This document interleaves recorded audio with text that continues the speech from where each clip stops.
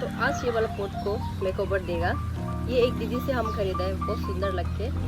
ये self watering भी है। अगर आप बहुत दिन के लिए जाते हैं बोलने से, मतलब कुछ समय के लिए, तो यहाँ में आप वाटर फुल करके रख सकते हैं। तो ये खुद ब खुद प्लांट को पानी देते रहेगा। हमें होल भी है, ये बहुत सुंदर है।